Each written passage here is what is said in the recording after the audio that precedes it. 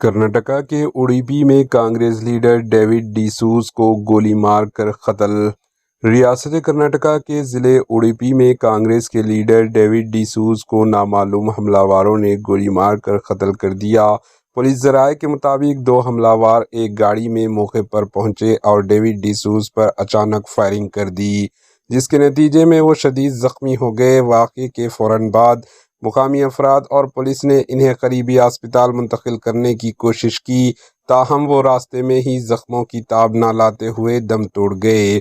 Police نے case درج کر کے حملہ آوروں کی تلاش شروع کر دی، جبکہ قتل کی وجوہات جاننے کے لیے مختلف زاویوں سے تحقیقات جاری ہے۔ مزید تفصیلات کا انتظار ہے۔ Bureau report, AHN news.